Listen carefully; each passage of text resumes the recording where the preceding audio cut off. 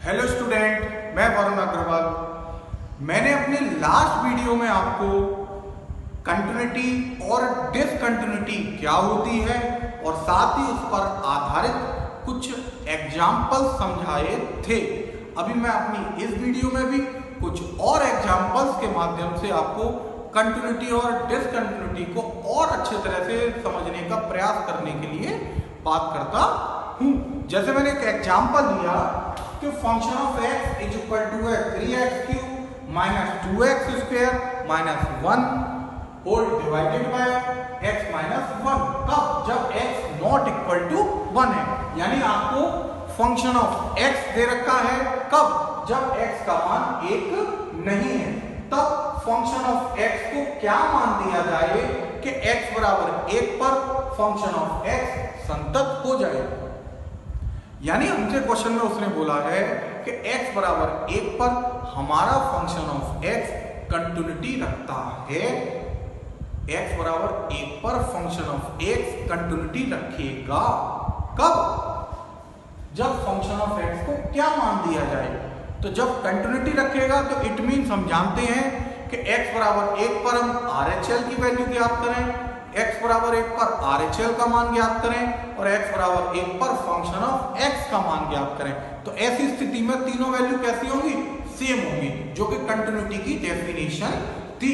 तो इसका मतलब जब RHL, LHL और फंक्शन ऑफ 1 बराबर होगा कंटिन्यूटी के लिए, तो हम क्या करें? अगर हम RHL का मान ज्ञात कर लें या LHL का मान ज्ञात कर लें तो वो किसके इक्वल होगा? फंक्शन ऑफ 1 के। तो हमें क्या प्राप्त हो जाएगा? फंक्शन ऑफ 1, जो कि उसने क्वेश्चन में पूछा है कि फंक्शन ऑफ x को क्या मान दिया जाए कि x बराबर 1 पर फलन fx क्या हो जाए? कंटिन्यूटी यानी सतत हो जाए। तो सतत कब होगा? जब RHL, LHL बराबर हो और साथ में किसके बराबर हो? फंक्शन ऑफ 1 के। तो मैं इसमें RHL का मान ज्ञात कर लो या LHL का मान, और उस मानों को हम किसके बराबर रखते हैं? फंक्शन ऑफ 1 के। तो अपने आप ऑटोमेटिक आपके पास फंक्शन ऑफ 1 की वैल्यू आ जाएगी। तो अभी मैं बात करता हूं किसकी? x बराबर 1 पर RHL की। किसकी बात करते हैं? x बराबर 1 पर RHL की। तो RHL का फॉर्मूला क्या होगा? लिमिट x टेंड्स टू, हम 1 पर बात कर रहे हैं तो limit x tends to 1 plus होगा।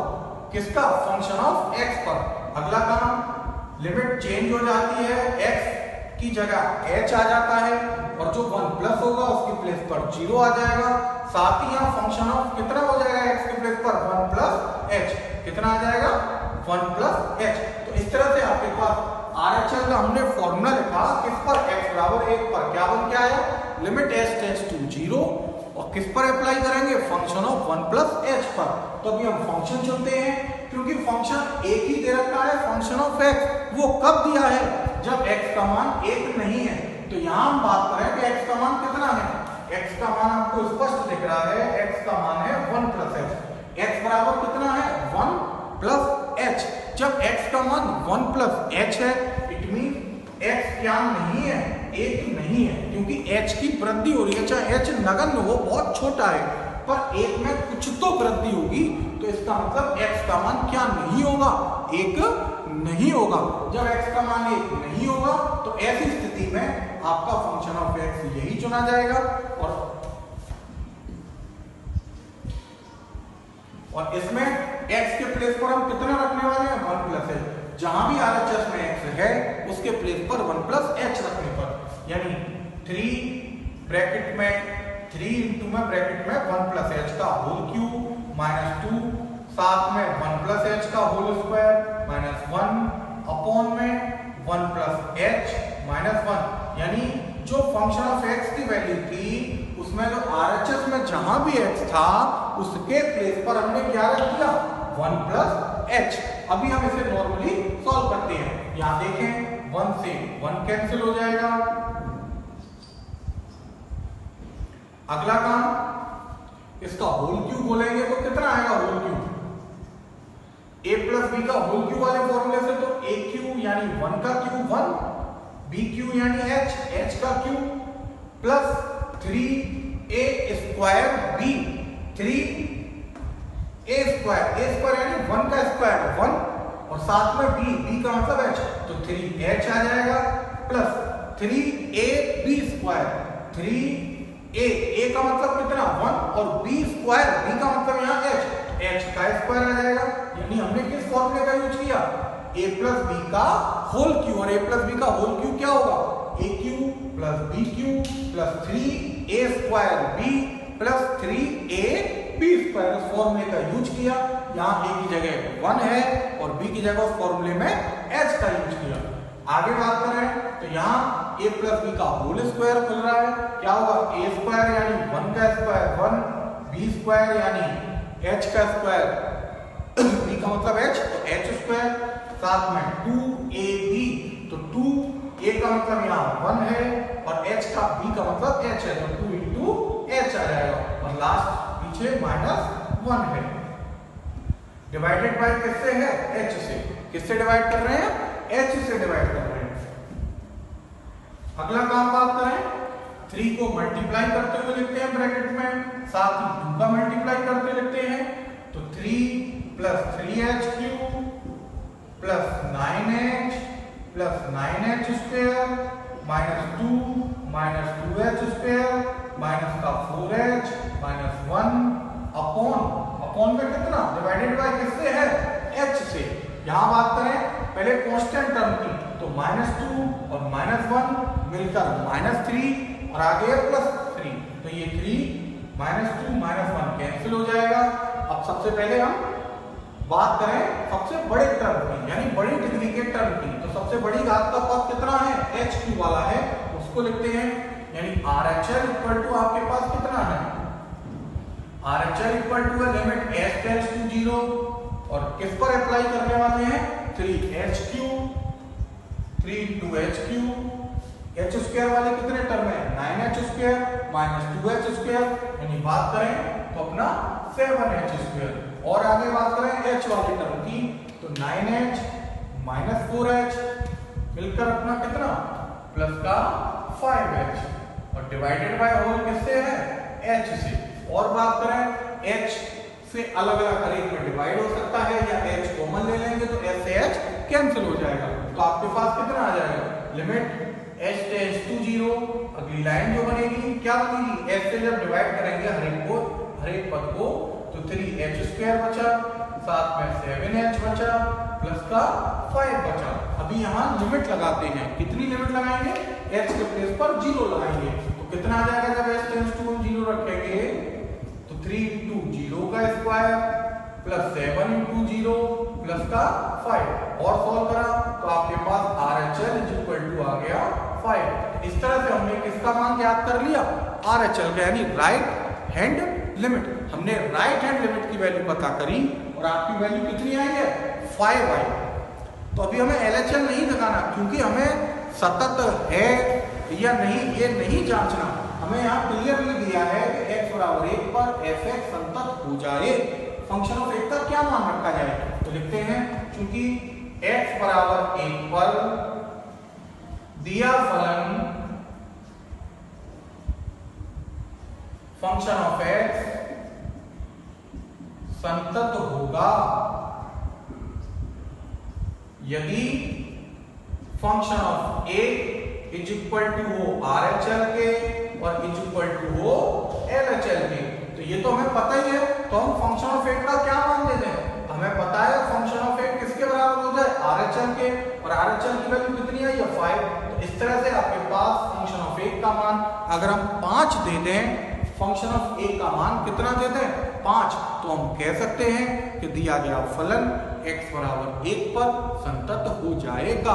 आपको अगर हम LHL निकालें, तो अगर हम इसी तरह से LHL को भी सॉल्व करते, LHL का मान भी निकालते, तो भी कितना आता, 5 ही आता। आप चाहो RHL के स्थान पर LHL निकालकर भी सवाल को सॉल्व करके फंक्शन ऑफ a का मान ज्ञात कर सकते हैं। तो इस तरह से हमने देखा कि सवाल में जो मिसिंग वैल्यू थी x बराबर 1 पर फंक्शन ऑफ x का मान क्या होगा, हमने वो ज्ञात किया है। अभी एक और उदाहरण के माध्यम से हम कंटिन्यूटी और डिसकंटिन्यूटी को समझने का प्रयास करते हैं। अभी मैंने आपको एक उदाहरण समझाया था कंटिन्यूटी और डिसकंटिन्यूटी का, उसी तरह का एक और उदाहरण के माध्यम से हम कंटिन्यूटी और डिसकंटिन्यूटी को समझने का प्रयास करते हैं। जैसे मैंने एग्जांपल लिया, function of x equal to, function of x की दो वैल्यू दे रखी है, तब जब x नॉट इक्वल टू 2 हो तब गिवन है फंक्शन ऑफ x, और जब x इक्वल टू 2 हो तब आपको फंक्शन ऑफ x k दे रखा है। और हमसे बोला है कि तब k का मान ज्ञात करो जब फंक्शन ऑफ x बराबर 2 पर सतत हो। यानी अभी जैसे मैंने सवाल बताया था वहां फंक्शन ऑफ 1 का मान पूछा था। अगर मैं यहां बात करूं तो x बराबर 2 पर, x बराबर जब 2 रखेंगे तो f2 होगा, और f2 का मान कितना होगा k। तो वही पिछला जो सवाल अभी मैंने आपको बताया सेम कुछ उसी तरीके का सवाल है, बस अंतर इतना है यहाँ उसने k के रूप में वैल्यू को पूछा है। तो कैसे ज्ञात करेंगे, जब उसने x बराबर 2 पर बात करी है तो हम x बराबर 2 पर ज्ञात करेंगे। क्या ज्ञात करेंगे, जैसे मैंने पहले समझाया था, तो जब फंक्शन x बराबर 2 पर सतत है, इसका मतलब x बराबर 2 पर RHL ज्ञात कर लो, या x बराबर 2 पर LHL ज्ञात कर लो, या x बराबर 2 पर फंक्शन ऑफ x का मान ज्ञात कर लो, यानी जो किसके बराबर है k के। तो हर स्थिति में तीनों के मान कैसे होंगे, बराबर होंगे। तो हमें पता है RHL बराबर है LHL और बराबर है फंक्शन ऑफ 2 यानी k। तो इसका मतलब k का मान कैसे निकलेगा, अगर हम RHL ज्ञात कर लें या फिर LHL ज्ञात कर लें। तो हम RHL ज्ञात करते हैं, x बराबर 2 पर हम किसकी बात करते हैं, RHL की। क्या होगा formula, limit x tends to 2 plus साथ में फंक्शन ऑफ x, अगला काम लिमिट h टेंड्स टू 0 हो जाएगा, और यहाँ फंक्शन चेंज होकर कितना हो जाएगा, फंक्शन ऑफ 2 प्लस h हो जाएगा। अभी यहाँ x का मान कितना हो गया, x का मान हो गया 2 प्लस h। जब x का मान 2 प्लस h है, इट मींस हम कह सकते हैं कि 2 प्लस यानी 2 से अधिक, 2 से अधिक। जब 2 से अधिक है तो हम कह देंगे कि x का मान 2 नहीं है, और जब x का मान 2 नहीं है तो x का मान जब 2 नहीं है तो फंक्शन ऑफ x क्या लिया जाएगा, अपना पहला वाला फंक्शन। तो इस फंक्शन को लेंगे हम, और इसमें जहां भी x है x के प्लेस पर क्या लगा देंगे, 2 प्लस h। तो जहां भी x है इसमें x के स्थान पर 2 प्लस h लिखते हुए अपना आ जाएगा 2 प्लस h का होल क्यूब प्लस का 2 प्लस h का होल स्क्वायर, साथ में -16 और इंटू में कितना 2 प्लस h, इसके बाद प्लस का 20 और डिवाइडेड बाय किससे है, x माइनस 2 का whole square, it means 2 plus h minus 2 का होल स्क्वायर। इस तरह से हमने क्या कर लिया, फंक्शन ऑफ 2 प्लस h की वैल्यू लगा दी। अभी से नॉर्मली सॉल्व करेंगे, कैसे, ऊपर बात करें तो ऊपर a प्लस बी का होल क्यूब ओपन हो रहा है, a का मतलब यहाँ 2 से है, b का मतलब h से अभी ओपन किया था, तो क्या होगा a क्यूब यानी 2 की पावर 3, 2 की पावर 3 का मतलब 8 प्लस b क्यूब यानी h का क्यूब प्लस होता है 3a स्क्वायर b।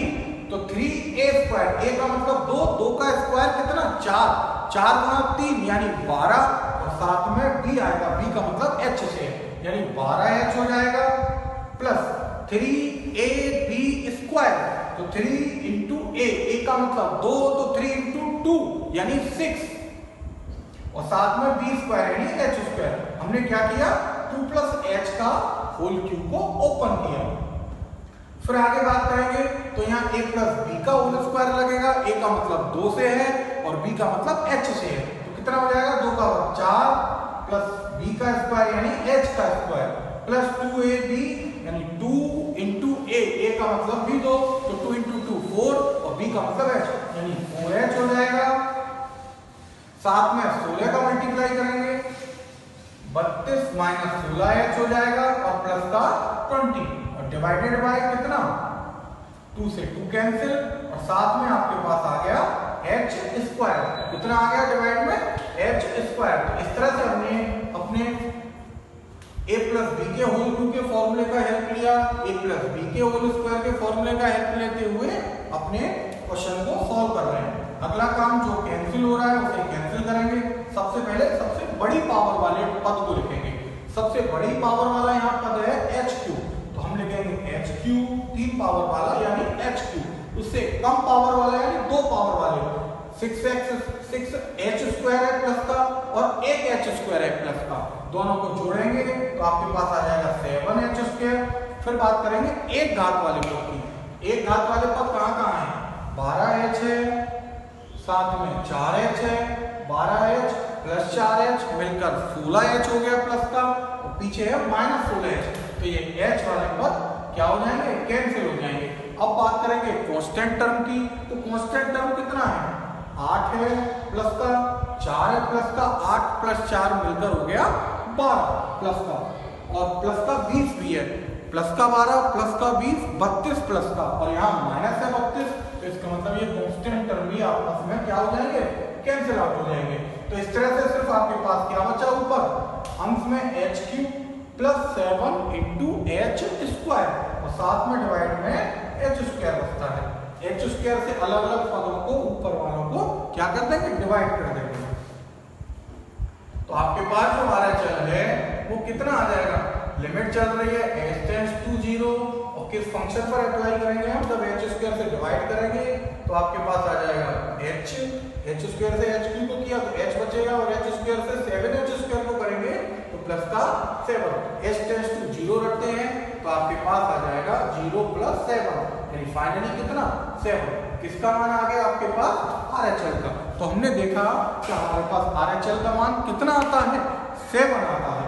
उसने लिखा है x बराबर 2 पर फंक्शन ऑफ x सतत है, इसी बात को लिखते हैं। चूंकि x बराबर 2 पर दिया फलन फंक्शन ऑफ x कैसा है?